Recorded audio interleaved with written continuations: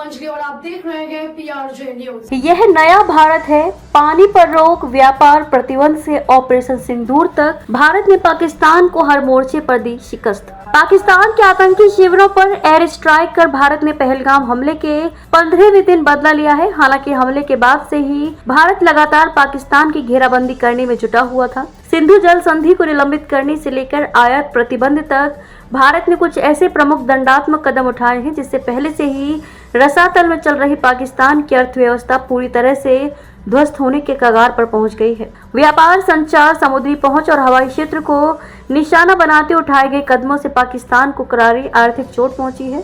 भारत ने कठोर कदम उठाते हुए पाकिस्तान से सभी तरह के आयात और निर्यात पर पाबंदी लगा दी है। विदेश व्यापार महानिदेशालय ने 2 मई को इस संबंध में अधिसूचना भी जारी कर दी थी। इसमें वे वस्तुएं शामिल हैं जो तीसरे देशों के माध्यम से भेजी गई हैं, जिससे दोनों देशों के बीच व्यापार का एक और रास्ता बंद हो गया है। इस कठोर कदम से दोनों देशों के बीच सीमित व्यापार पर काफी असर पड़ेगा, जो पहले से ही बहुत कम है। भारत ने अप्रैल 2024 से जनवरी 2025 के बीच पाकिस्तान 1.18 अरब डॉलर का सामान निर्यात किया, जबकि आयात केवल 28.8 लाख डॉलर था। भारत की तरफ से उठाए गए कदमों का असर पाकिस्तान की आम जनता का अपनी सरकार के प्रति नाराजगी के रूप में भी देखने को मिल रहा है। पहलगाम हमले के बाद भारत ने सबसे पहली जवाबी कार्रवाई सिंधु जल संधि को निलंबित कर की थी। दोनों देशों के बीच 4 युद्धों और दशकों से जारी सीमा पार आतंकवाद के बावजूद इस संधि को बरकरार रखा गया था। सिंधु नदी के जल पर पाकिस्तान की 70% कृषि निर्भर करती है। कई शहरों के लिए पेयजल की आपूर्ति भी इस नदी से की जाती है। विदेश सचिव विक्रम मिस्री ने कहा 1960 की सिंधु जल संधि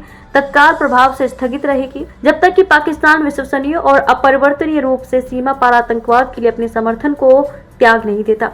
भारत ने पाकिस्तानी नागरिकों के लिए सार्क वीजा छूट योजना SVES भी रद्द कर दिया है। पहलगाम हमले के एक दिन बाद हुई सुरक्षा मामलों पर कैबिनेट समिति की बैठक में यह फैसला किया गया था। बैठक के बाद सरकार ने घोषणा की थी कि पाकिस्तानी नागरिकों को अब सार्क वीजा छूट योजना के तहत भारत की यात्रा करने की अनुमति नहीं दी जाएगी। इस वीजा पर आने वाले पाकिस्तानी नागरिकों को सरकार ने 48 घंटे में देश छोड़ने का आदेश भी दिया था। भारत ने पाकिस्तानी झंडे वाले जहाजों के अपने बंदरगाह पर आने पर रोक लगा दी है। नौवहन महानिदेशालय DGS की तरफ से इस संबंध में निर्देश जारी किए गए हैं, जिसमें कहा गया है कि ये उपाय राष्ट्रीय सुरक्षा और भारत के शिपिंग बुनियादी ढांचे की सुरक्षा के लिए आवश्यक है।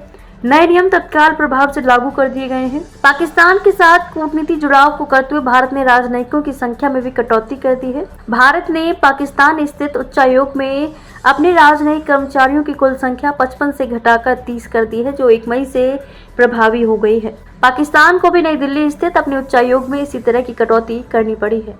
खबरों में अब तक लिए बस इतना ही। मिलते हैं फिर ऐसी की बड़ी खबर के साथ। तब तक लिए नमस्कार और देखते रहिए PRJ न्यूज।